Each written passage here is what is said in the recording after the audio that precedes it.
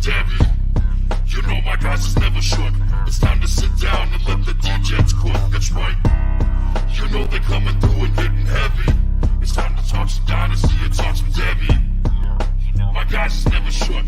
Time to sit down and let the Degens cook. Ow!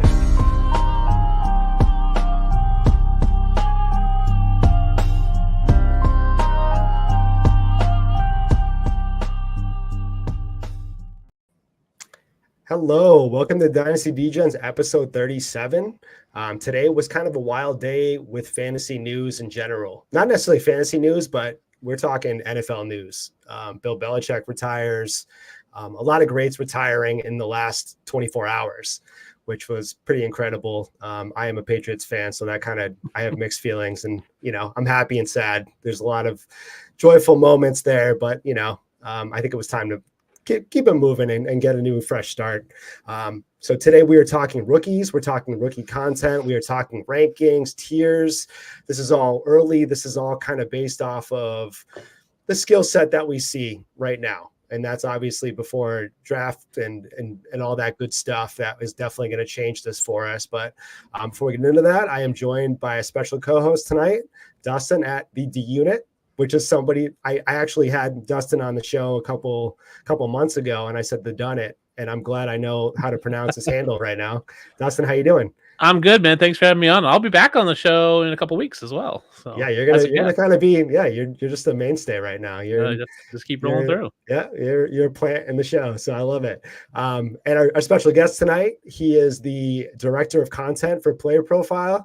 He's a great guy to interact with on the Twitter streets. I love him. He's always positive, always hitting with the nice spicy takes. It's Theo at OG Fantasy.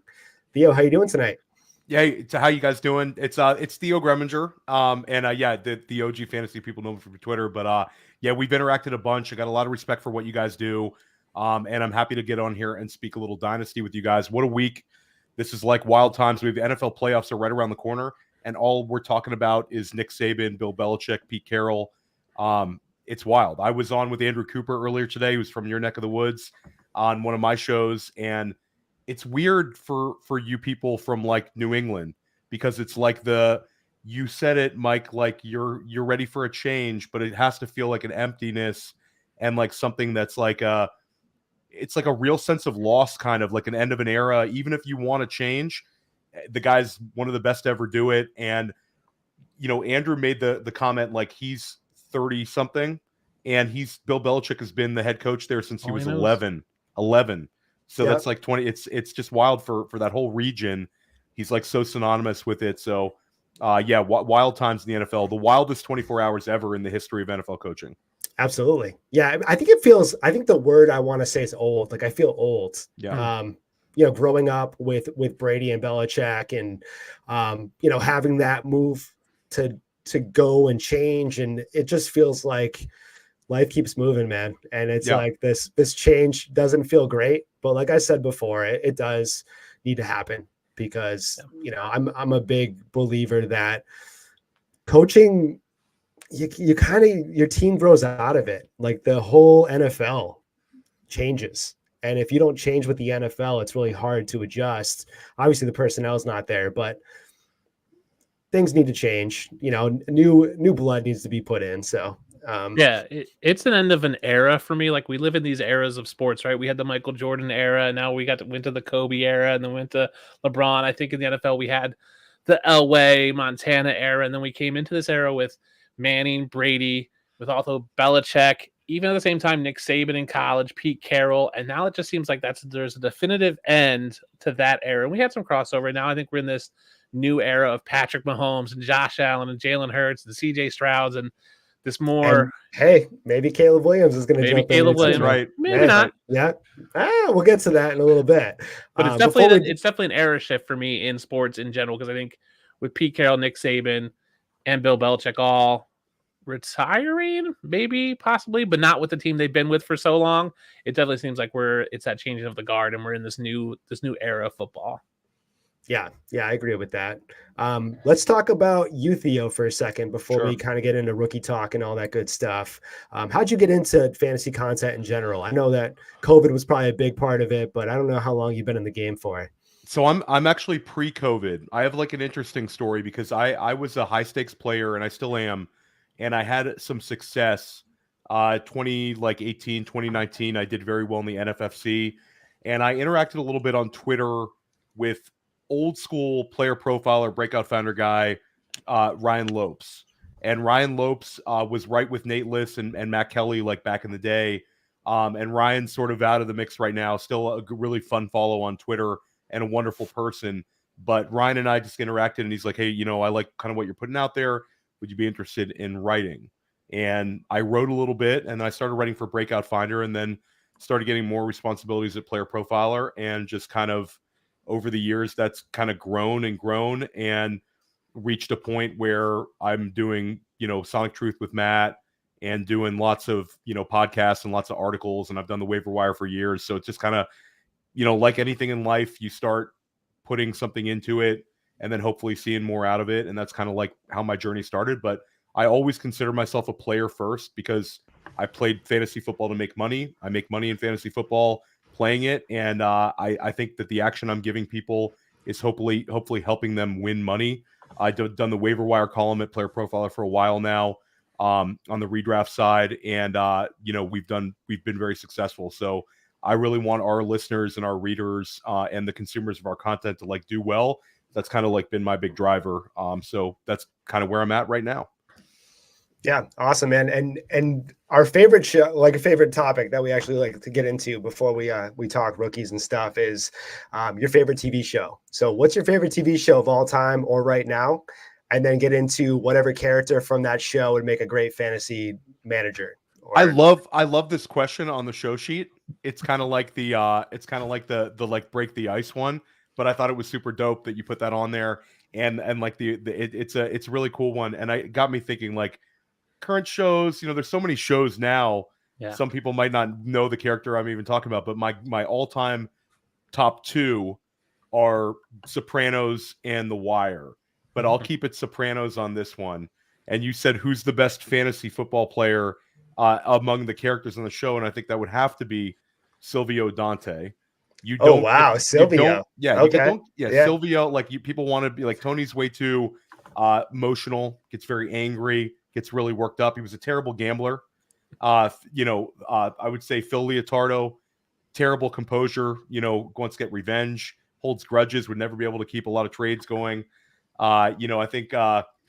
A couple of other characters would be pretty good. Johnny Sack, I think, would be a fine fantasy manager. But I think Silvio Dante is always in the background. Whenever there was something very important, they would send him out to do it. He's the consigliere for a reason. You don't get that job. They don't give you consigliere because you make bad decisions. You make good decisions and you're good at making money. I think Silvio would have been in the background just like, hey, you don't want him, I'll take him, that kind of guy. And buying low when people are frustrated, all kinds of good stuff. Would have been an excellent dynasty manager as well.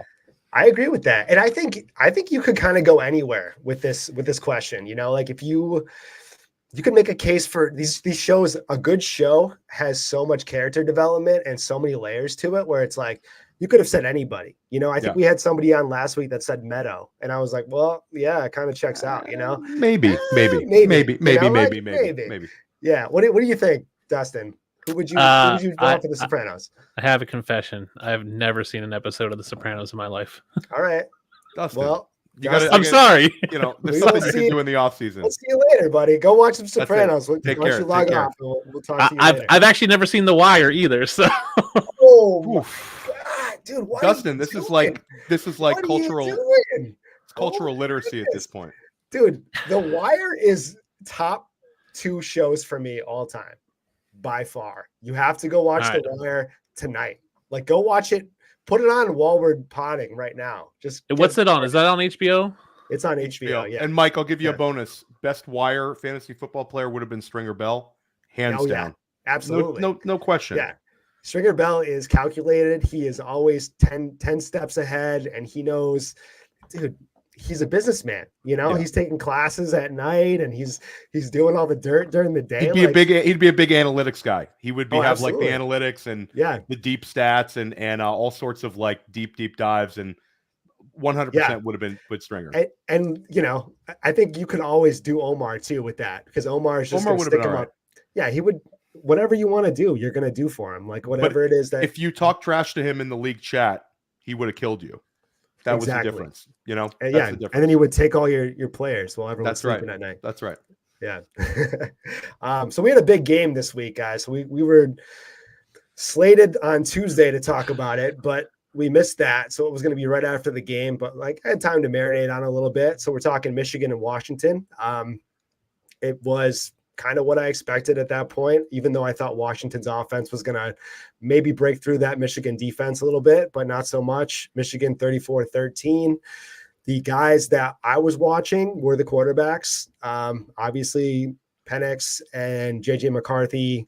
Penix had a great game to lead up to this, so we were probably looking at him to maybe, go either way in the draft board, and he did go the other way a little bit. He threw a couple interceptions. I'm not sure how you guys had him evaluated to start. I think he still has the talent to be up there as far as like a early second, late first at that point in time.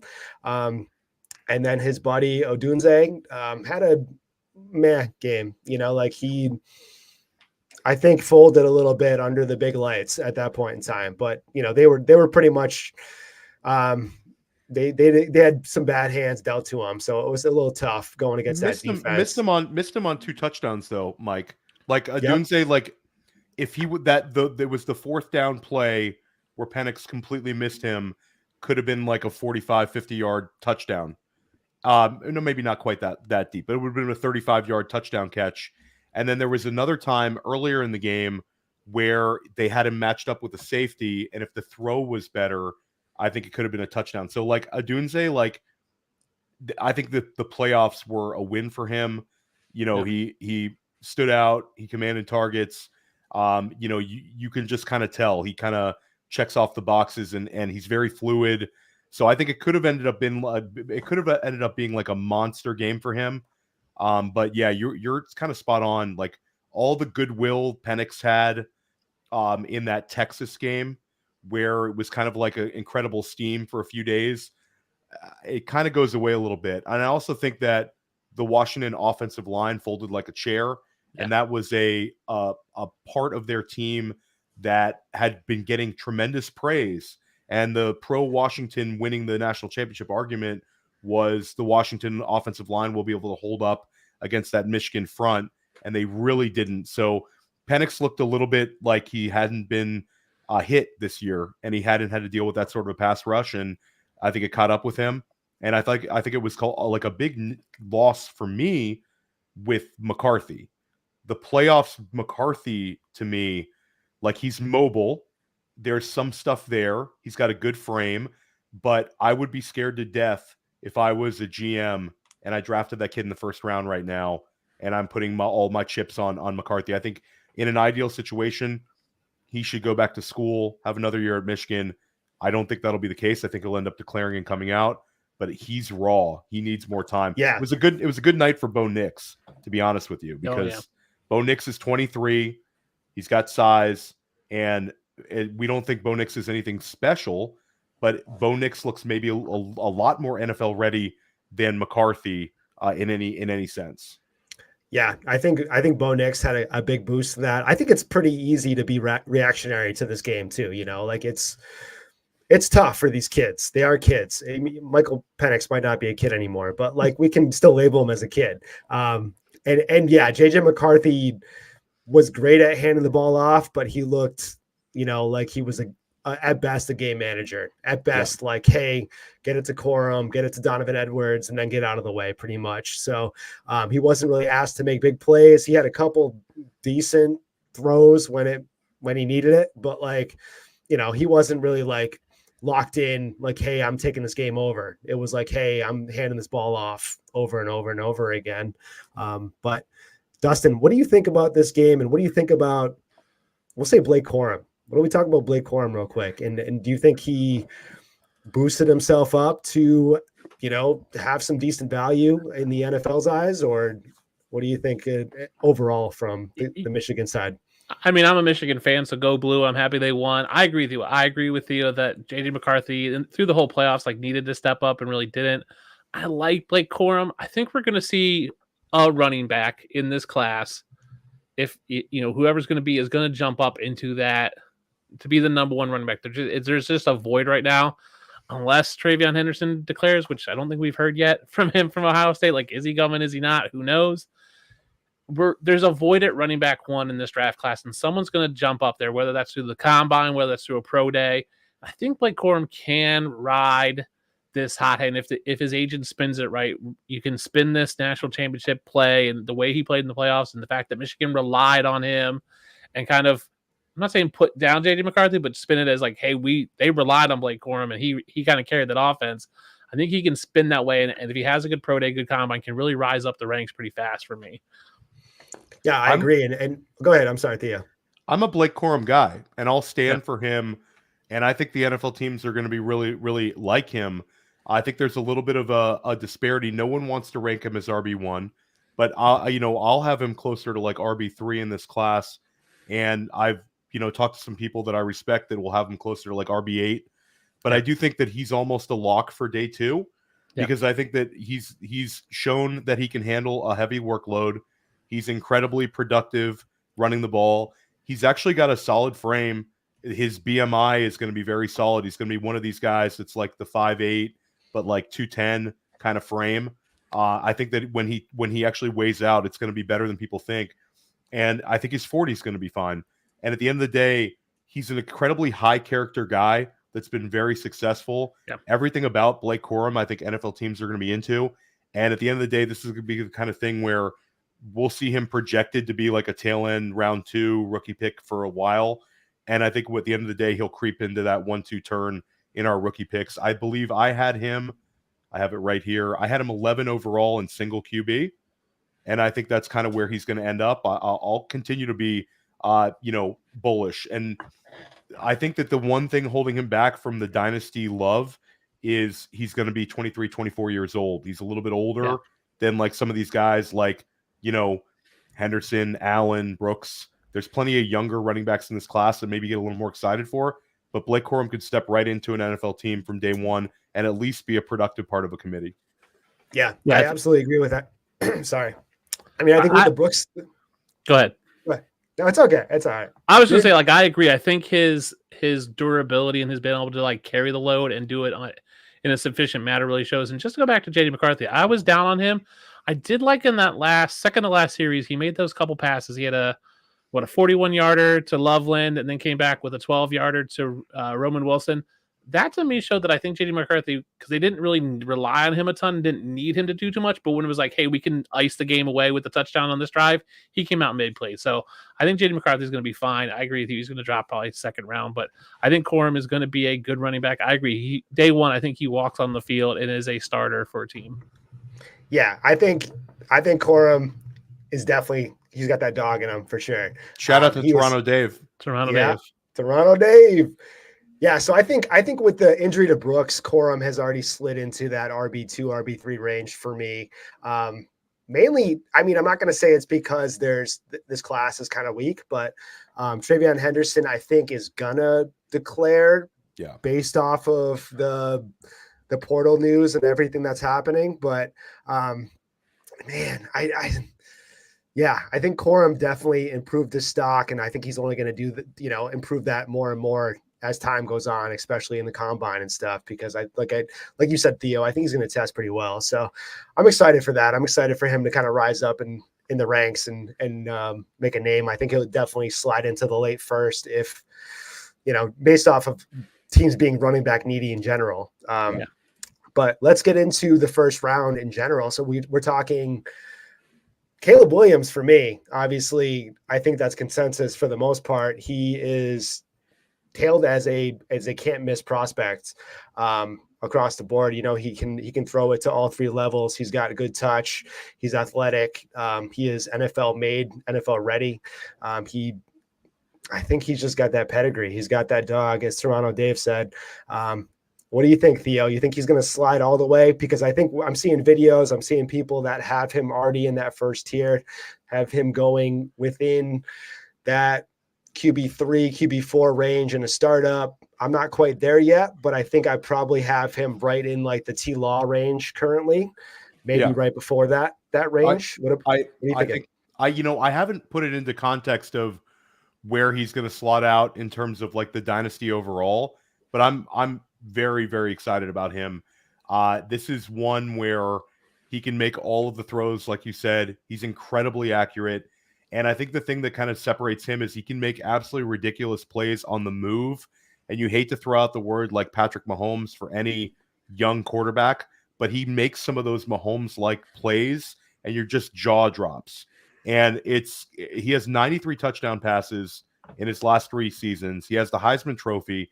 He was able to transfer schools and play seamlessly, go from one high-level program to another and keep it up. If he would have been draft eligible last year and left after his sophomore season, there would be none of this like criticism out there. It was completely goodwill, completely this is the next superstar. And then this year, USC lost some games, and people want to put it on Caleb.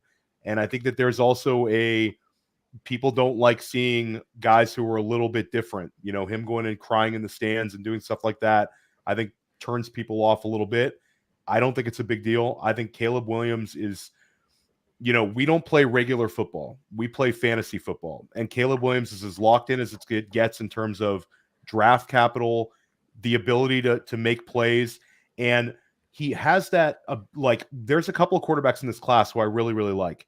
But Caleb Williams, if you say, who in this class could give us a QB1 overall season in their range of outcomes, Caleb Williams can do that. So he's going to be an extremely impactful player for fantasy football. And Mike, I think that's super interesting to start talking about him in a overall setting. I think he has to be a QB1 from the start. I don't think I'm quite putting him over, the Stroud, Lamar Jackson kind of mini tier. But, hey, if you want to tell me Caleb Williams, Joe Burrow, Justin Herbert, like that little group, we can have a conversation. Yeah. So if you are looking to get some Caleb Williams shares, I think this is the time to do it. If you go into his startup, he is currently going at the back end of the first. So he's going after these guys. So after Burrow, after even T-Law, so it's a good value. And I think I'm with you, simpatico with that, Theo, where I would probably take him right where Burrow is. Like, I would probably take him over Burrow, I think, just because of that athletic ability. And I think he's a better fantasy asset overall. But I know Dustin is not with us on this. So Dustin, why don't you get into it? Tell us how you're feeling. And let me sprinkle a little spice on this one for you guys. I think Caleb Williams might just end up being a bust. I don't love... You're right, Theo. He can make all the throws, and he is extremely accurate. Only has I think 5 interceptions or 6 interceptions a season. He's not turning over the ball a ton. I agree. He is a different cat than what we're used to in the NFL. But I wonder what that plays like in a locker room with men in their 28s, 30s who are there and they're gutting it out, who are still a little old school and who just want some guy who's going to out there and lead. I don't know if Caleb Williams can command a locker room and can lead a team. What I saw from him in his tape and these post-game press conferences, and you can cry all you want, you can paint your nails, I don't care. That's fine. You do you. But is that going to relate to guys? I look at someone like a Carson Wentz who had really good stats, who played really good professional ball, but couldn't lead the locker room because he didn't relate to the players there because of his different mentality that he has in the way he addresses life. I just wonder if Caleb Williams will have that. And I'm looking at landing spot for Caleb Williams. New England, not great for him. Atlanta might be great for him. Minnesota and Tampa Bay, probably great for him, but they probably re-sign Cousins and Baker Mayfield. Don't love Caleb Williams in Washington. Denver might be a wash. It's probably okay. Don't love him in Vegas. Don't love him in Pittsburgh. Don't love him with the Giants. Those are the teams that are looking for a quarterback. So I'm not looking at Caleb Williams landing on a team outside of Atlanta where I'm going, yeah, this is a great spot for him. Now, coaching things could change, right? If the coaching carousel turns the right way and he gets in the right spot, sure. I still think he's a tier 1 guy for me, but I have other quarterbacks. I think Drake May, I think Jaden Daniels, and I still have Michael Penix in my tier 1. I think those 4 guys are all equal to me. So I'm going to have 0 Caleb Williams shares next year. I will never own him because I will trade back and pick up someone I think is equal to him for fantasy football. and accumulate. If I have the 101, I'm going to trade 101 for 103, still get Jaden Daniels and get 103 plus a late first or a second and a pick next year. So I think you can miss on him, and I'm okay even if he is generational, which I don't think he is. I think you're going to be all right because the haul you can get for his pick is going to be worth so much more. I think that's interesting, but I think the argument about the landing spot with a lot of these guys, it kind of goes out the window, because I think when these franchises use this sort of draft capital on a guy, they're going to adjust to him. Yeah. We weren't like when Joe Burrow was drafted, we're not like standing on our head being like, oh my God, we're so glad he's a Cincinnati Bengal, or CJ Stroud landing in Houston. No one's like, this is instant success. I think that these teams are going to make themselves for Caleb Williams. I think there's still a chance he's a Chicago Bear. And I think that there's also Washington would be an ideal landing spot. That's where, he's a DMV guy. Yeah. It would be a comfort level thing. I think he'd step immediately in and be a franchise hero. And again, I think that the guy, he's shown that multiple receivers, multiple places have success with him. I think he's going to elevate the guys around him in a sense like CJ Stroud did. Yeah, I was going to use Stroud as an example there because nobody actually placed Stroud in that perfect landing spot, and he was going to be like the leader of all men with Nico Collins and Tank Dell. Like nobody, but talent will shine through and talent will elevate that roster up. So, like landing on the Patriots and turning Kendrick Bourne into a wide receiver one isn't out of the realm of possibility with Caleb Williams, but who knows? Yeah, I don't think Caleb Williams is a bad quarterback. I just think much like Trevor Lawrence, when you come in with this generational talent label and you're just good, not great, you are a bust. Like Trevor Lawrence to me is a bust because he was built as amazingly great and he's just good. And I think Caleb Williams is good, not great. Okay. Yeah. I mean, I'm not going to dispute that because Trevor Lawrence has definitely been disappointing. I think that you actually nailed it with supporting cast. So Trevor Lawrence's situation might actually be more so based off his supporting cast than his actual talent. But I just can't, from a prospect standpoint, I think if Trevor Lawrence and Caleb Williams were in the same class, Trevor Lawrence was the golden boy, it's hard to even say that, but I think Caleb still looks like he is more complete package when it comes to the fantasy aspect of the game we play.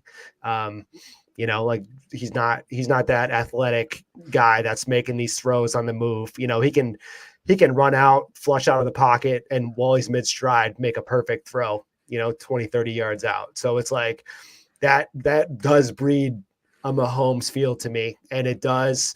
I don't like to put those comparisons out there, but I know Theo said it earlier where it's like, yeah, I mean, the talent is unseen as far as I'm concerned, but I like the spice. I like you bringing it, Dustin, immediately. I love hearing it because you're maybe the first that I've talked to on the show that is a little lower on Caleb, and you do not have him as your 101, correct? Correct. Okay. I do not have him as my 101. Now, I will say we don't talk a lot about Caleb Williams' rushing upside. He did show that a little bit in college, so I'm curious to see if an offense installs, not necessarily like a Justin Fields where it's like design runs, but an offense that, maybe he goes 1-2 reads, then it's takeoff, and it's not this 3-4, then you scramble. It's a 1 read, 2 read. Your third option is run. And if they install something more like that for Caleb Williams, maybe he does have some fantasy upside because he's going to rush the ball. Maybe like a little bit like Jalen Hurts has right now in Philly, where it's like, you've got 2 good receivers, we're going with it.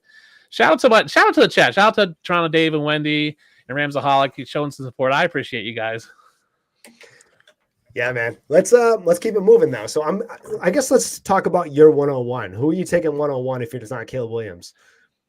Marvin Harrison Jr. I think he's the clear 101 in receivers. Now, I don't think there's a huge gap between him and Neighbors, but I think he's going to go to a team that is going to utilize him very much like Jefferson and Chase have been used when they came into the league. Like he's going to come in and demand a high target share right off the bat. So he's my 101. Obviously team dependent, right? It's tough to take if you're doing a rookie draft, like taking a wide receiver one, if you don't need a wide receiver, you probably should trade back and accumulate some picks. So I'm all in favor of that. But I think Marvin Harrison, for me, is the more can't-miss prospect than Caleb Williams is in terms for fantasy. Okay. I mean, I agree with that as Marvin Harrison being the alpha tier as far as wide receivers go. I think he probably almost slots right into that wide receiver 4, wide receiver 3. Yeah. Like he's probably right behind CD Lamb for me. I think I can't put him right above him quite yet, but he's like lockstep right there Yep. with AJ Brown, Amon-Ra St. St. Brown. Yep. That area for me right now, like he's an alpha. He eats on the outside. Like he destroys on the outside. He can play in the slot. You know, he's got the hands. He's got the body control. He is, man, I could watch him. He's so fluid and so natural with the ball in and out of his hands. Like all of his movements are like ballerina-esque, where it's just like everything's calculated. All of his moves, his footwork, it's perfect. Yeah.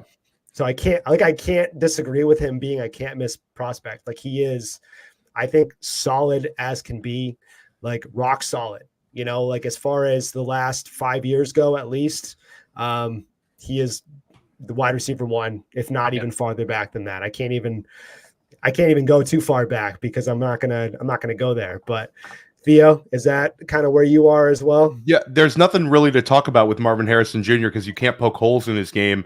Yeah. And I'll add, even if we take away everything he does on the field, you add in the fact that there's the pedigree where his father was such a successful NFL player.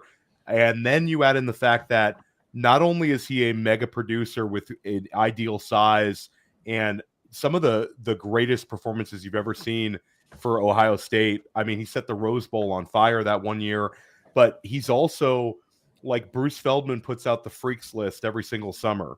And the Freaks List is like the most athletic players in college football. Like Marvin Harrison Jr.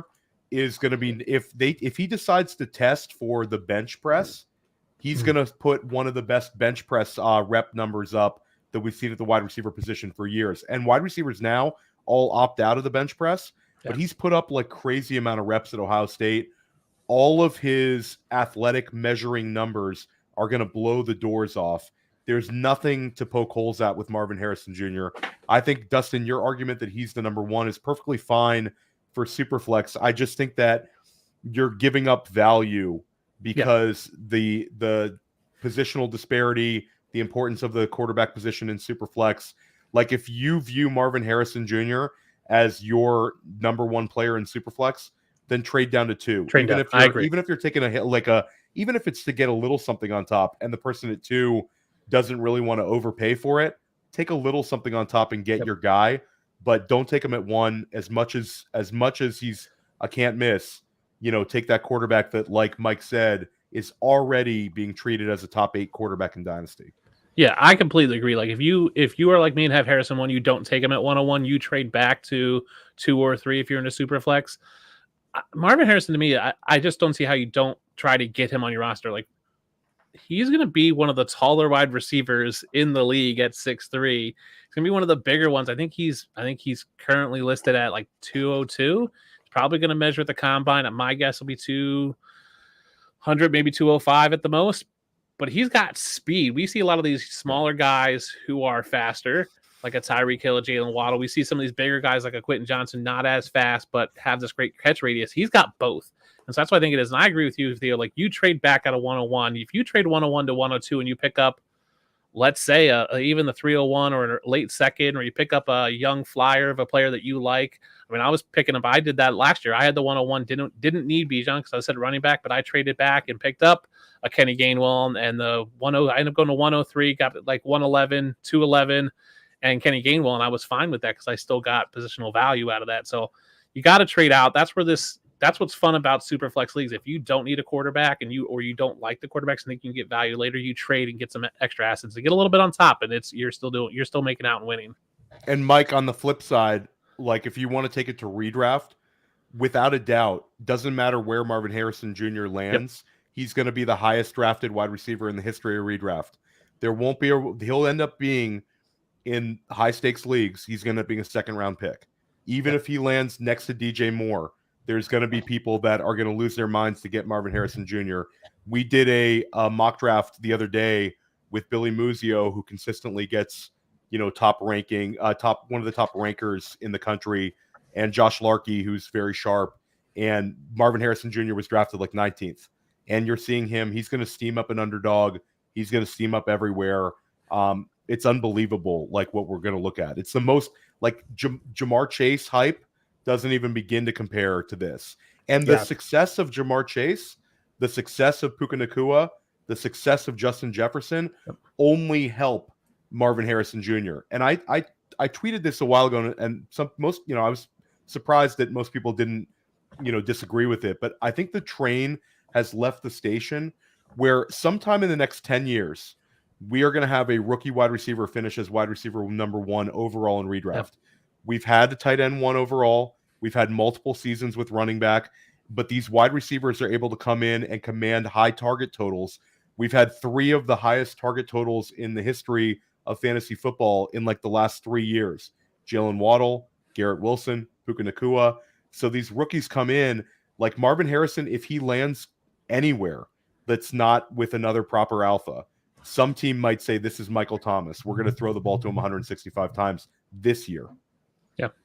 Yeah, I agree with all that. Like we're talking about hype that, you're right, hasn't touched Chase. Like it not even close to what we were talking about with Chase. We didn't have Chase flying up to, like the top end of the first round already. So, I mean, and to flip it on its head, we're talking about Malik Neighbors next.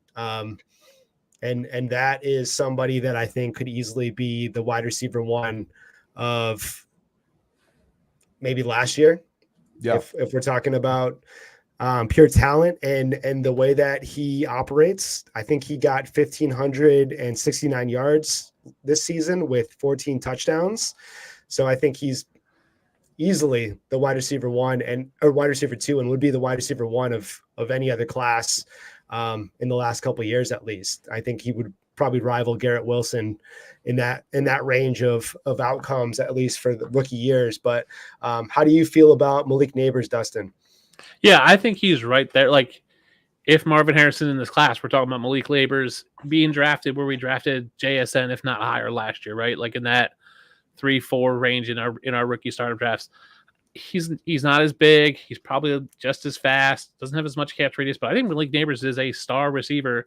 He could easily come in and have that level of solid rookie year. No matter where he lands, he's probably going to go somewhere in the NFL draft in the teens, if not higher. I think he's a solid player, and you're going to be able to get him in your rookie drafts probably at 5, maybe 4. Like, we're going to get him pretty late. And late compared to where his talent will be. So I'm all over Neighbors this year in our drafts, and I think he's going to be someone I'm going to have a ton of shares on. Yeah, there's not really much to talk about with Neighbors. This is like another player that you can't really poke holes in. Yep. The only issue with Neighbors is he's not Marvin Harrison Jr. Yeah, he's a little bit smaller, but it's closer than some people think. I actually think it's probably closer between wide receiver 2 and wide receiver 1 than like wide receiver 2 and wide receiver 3. And I think it's really like a tier break in terms of if you're not in tight end premium and it's not super flex, I really want to get a top 2 pick because I think Harrison Jr. and Malik Neighbors are like transformative wide receivers for dynasty teams. Like Neighbors, you can line him up anywhere. He's explosive. He's athletic. He was a big time producer. There's like nothing wrong with Malik Neighbors. He just happens to be in the wrong draft class. Yeah, I'm with that. I'm kind of lagging a little bit here. Can you guys hear me? Oh yeah, no, we're good, Mike. We're good. Okay, cool. So I'm with you on that. I think Neighbors, you can't. He's also in that can't miss prospect category for me, at least. And then this is where it gets a little dicey. I think, with Dustin not being high on Caleb, I'm not sure who your QB1 is of the class. Are you talking Drake May or are you going Jalen Daniels? I think it's probably Jalen Daniels, and depending on where they go, it could be Michael Penix for me. I think Penix, even after the championship game, I still think he has the intangibles and the skills to be the QB1 if he lands in the right spot. But I think for me, it's Jalen Daniels. I worry that he's not going to be able to test at the combine. I'm not sure if he's going to be what he's going to do. So I think Penix could have that push up at the combine, get the Anthony Richardson type of boost from having a great combine if he tests well. And if Jaden Daniels doesn't test, I think we could see Michael Penix rise to my QB1. I think he could end up being the best quarterback in this draft. Obviously, I think landing spot matters. Theo, who is your QB2 since you have Caleb Williams 1? So for me, if it's a single quarterback league, then my QB2 is going to be Jaden Daniels, because Jaden Daniels has the unbelievable rushing upside. Jaden Daniels had, 2,000 rushing yards over the last 2 seasons. Yep. Unbelievable numbers. He averaged over 40. If you're going like fantasy points, he averaged over 40 fantasy points per game this year in college. It was ridiculous. And I think Jaden Daniels has Lamar Jackson-like rushing ability, where if it's a super flex league, though, I'm going to pivot and I'm going to go Drake May. I think Drake May is almost a can't miss player. I think Drake May has a ridiculous arm, and he's still an athletic guy. Like Drake May, the UNC people think is a 4.7 40 guy, checks off a ton of boxes that can be like an opportunistic scrambler, and also has a cannon for an arm and is extremely accurate. So I think like both of those guys are kind of in their own little tier. But again, I'm going to use it for, if it's super flex, Drake May. If it's single QB league, it's definitely Jaden Daniels. Yeah, I agree. I think Jaden Daniels, my only concern with Daniels is having that 1-year production and kind of lacking in the passing production those other years in college. But I do think you're right. I think both of them are solid producers. I think fit's going to matter and where they go, but I like the rushing upside of Jaden Daniels. So I agree with you. Single QB, I'm going with Daniels for that rushing upside, but super flex, I might go a little more safer with a Drake May. Mike, how do you feel about those two guys, neighbors, or Drake May and Jaden Daniels? I think Mike's a little frozen out. Yeah, I think he's a little frozen too. Well, let's talk about the tight end 1 in this group, Theo. Brock Bowers. Where do you rank him compared to these other guys, to compare to neighbors, to compare to Daniels and Drake May? Where do you see him going in rookie drafts, in redrafts, and startups? Where do you see him going in maybe your high stakes leagues? So I think that Brock Bowers has a tremendous amount of steam. I think that Brock Bowers is a guy that people really wanted to get for years in tight end premium. He's got 31 touchdowns. You, I think Oh, I'm sorry. Go ahead, Mike. I think Mike's got an issue with the lag. I think Brock Bowers is the only hole you can poke in Brock Bowers' game is the size, which he's not your traditional tight end size. But again, that doesn't really matter. And we just saw a guy who's not traditional, alpha tight end 1 size finish as tight end 1 overall in his rookie season. So Brock Bowers, to me, if it's single QB league, he's my 103. And if it's super flex, I see him as probably in the top 6, right with those 3 quarterbacks, and then Neighbors and him and Harrison Jr. I just think Brock Bowers is almost a can't miss guy. I think he's going to be extremely productive. He's going to have top 10 overall draft capital in the NFL draft. I love Bowers. I think Bowers is absolutely a top 5 dynasty tight end the moment he starts out. And I think this is, again, kind of like Harrison Jr. in terms of the enthusiasm at the position. I think that, he's going to end up being a guy that dynasty managers really want to get, and I think he's going to be well worth it. Yeah, I agree with you. I think I don't have him in my top 5 dynasty tight ends, but I definitely think he's a top 10 dynasty tight end the minute he walks on the NFL field. I agree. I think he's in my top 6 in terms of a super flex league. Where do you see, Theo, the tier break? Is there anybody else you lump into that tier with that top 6 in rookie drafts? Or is it a clear tier break after 6 for you? So if we're talking, super flex, I want to push Rome Odunze to the 107. I think he's my 104 in single quarterback leagues. But Odunze, there's several wide receivers I really, really like in this class. But Odunze's really, kind of separated himself from me. I love his size. I loved the fact that he was a dynamic returner as well. A lot of those guys who they manufacture return yards for or return opportunities end up being more successful at the NFL level. It's always a great indicator of like the truly elite playmakers. When it comes to fantasy football, Rome Odunze was the most productive wide receiver in all of college football in terms of fantasy football scoring. And he's again, he's not Malik Neighbors for me, but it's not like a massive drop. Like Odunze is kind of his own little mini tier for me as wide receiver 3. And I think he's a guy that you want to have a ton of in Dynasty.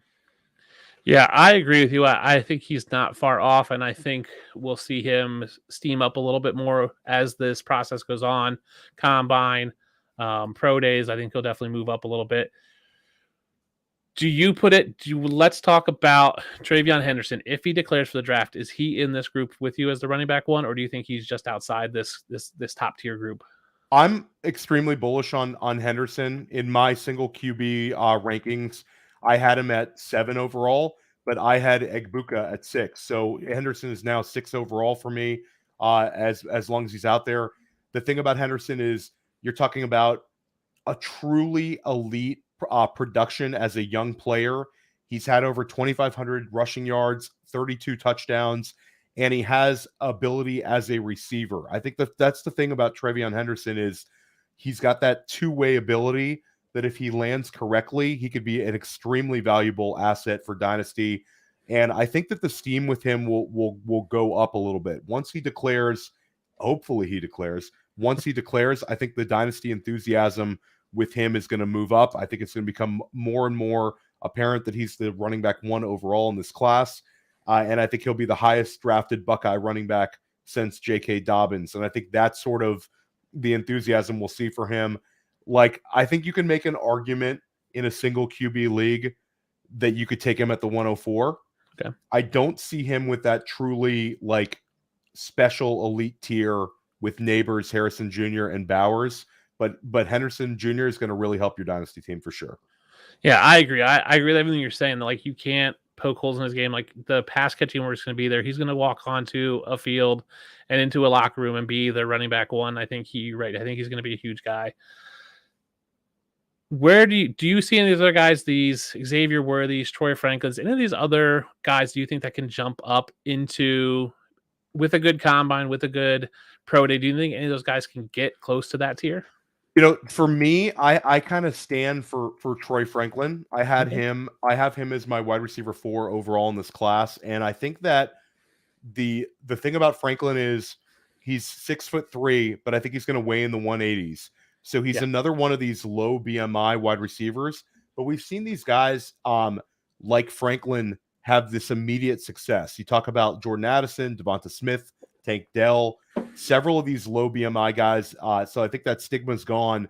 And the thing about Troy Franklin is he's going to run somewhere in the 4.3s, very low 4.4s. He's electric in the open field, and he was one of the best deep threats in the entire class. I think that he's going to be a first-round pick in the NFL draft, and I think he's going to go in that sweet spot, Dustin, where there's the 20 and on in that NFL draft. And there's a lot of wide receiver needy teams where there's a lot of also very solid fantasy football landing spots where I think it's kind of a perfect storm for Franklin, where he might not have the draft capital of the 3 wide receivers we talked about, but I think there could be a great deal of enthusiasm based on the landing spot. I really see him as a first-round pick, and I really think that there's by the end of the process, I think there's going to be more people on him as wide receiver 4 overall. Yeah, I agree with that. When we're talking about landing spots, we're looking at the 20s. You're looking at Tampa Bay if they lose Mike Evans, Arizona, Rams if they possibly move out Cooper Kupp, Pittsburgh, Miami, Philly probably don't need some. Kansas City's there. They could really use someone to step in there. Buffalo needs a wide receiver too, and someone to eventually replace Gabe Davis. So I agree with you. I think landing spot's going to push him up a ton post-draft. So if you're doing drafts now, maybe you can get him a little bit cheaper and then, buy, instead of having to buy the price later on when it's steamed up. So let's talk about these other quarterbacks, Bo Nix, Michael Penix, J.D. McCarthy. Do you think any of them are NFL starters week 1 in 2024, Leo? I think that there's a chance, because if you look in that the free agent class of quarterbacks is very poor. Yes. I think at the end of the day, Kirk Cousins, more likely than not, is going to be a Minnesota Viking once again. And coincidentally, if that's also a spot that we're looking at as a potential landing spot for some of these, the next tier of quarterbacks. But I think that the fact is there's enough there with those quarterbacks that I think some of these NFL teams might take a shot on them. And then Dustin, you never know how things go. A lot of times we project the placeholder to be the starter on day one, where more likely than not, they go through training camp and they say, you know what? Bo Nix is better than this career NFL backup. You know, with Michael Penix, I still think that there's something there. I don't agree with you that, you know, about having him potentially being the QB1 in this class, but I do think that there's enough teams in like that 8 through 20 range in the draft that are quarterback needy that are going to look at Penix and say, he's mobile enough, he's got a very quick release, and there's enough there that we can work with. And I think he'll end up maybe being there. But Bo Nix, if he goes in that top 25 range, I think there's a chance that he's ready to go day one. He's 23 years old. He's got solid size. McCarthy won't start day one. No shot. But the other two guys, I think there's a chance. I'm not like head over heels over them, but I think that they're appealing for Superflex for sure because they're going to end up with the draft capital, and there's enough there that you're not like, you know, completely opposed to having them on your dynasty roster. But I will be interested to see where the draft capital is. Yeah, I agree with you. I think Penix, I've always said I would love to see Michael Penix in Seattle, and I think that's more likely now with Pete Carroll out. Maybe they move on from Geno Smith. I was talking to my Rams friend of mine, and we were saying that J.J. McCarthy to the Rams to sit behind Stafford for a year would be great. I mean, Bo Nix would be great there as well. So I think either way, we're looking at those guys possibly being good NFL starters, maybe not in 24, but definitely in 2025. I think both Nix and McCarthy are there. Depends on where they go. Obviously, draft capital and placement matters. Theo, before we get you out of here, let's get one guy. Is there one other name that you're kind of that is the sleeper rookie for you that you're looking at that you're touting for? Well, not really a sleeper, but I think I'm a little bit higher on the running back class as a whole than some people. I think that's kind of been, it's kind of indicative in my rankings. One guy that I'm getting more and more into throughout the process is Bucky Irving. Okay. I think Bucky Irving, there's going to be a lot of, dependent on the draft capital, like any of these running backs that we're talking about in the late second round right now. But Bucky Irving is going to be your next like sub 200-pound running back that people start getting a little bit excited about. He had 1,400 combined yards this year for Oregon, and he caught 50-plus passes. And he's got 80-plus catches over the last 2 seasons. Like, Bucky Irving can really catch the football, and I think he's dynamic, and I think he can make people miss in the open field. And sort of in like the era of running backs by committee, I think Bucky Irving could step in and end up like having a more productive rookie season than people think. And then a little bit higher up at the running back position, I'm a Braylon Allen guy. I think Braylon Allen, I'm a big Braylon Allen guy. And I think that there's a lot of people kind of poking holes in Braylon Allen, and he's not necessarily the same as every single running back who's being successful in fantasy right now. But you don't declare for the NFL draft at 19 years old if you don't have an expectation that you're going to be drafted relatively highly. And I think that if you look at the end of the second round and that early third, there's a few landing spots where if Braylon Allen lands there, you're like, whoa.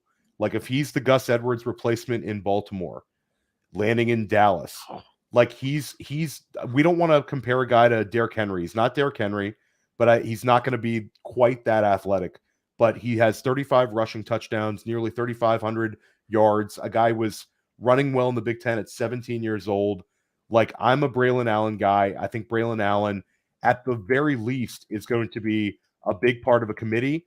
And I think that there's a chance that he has multiple seasons with like double-digit touchdown runs in the NFL. So I will stand for Braylon Allen.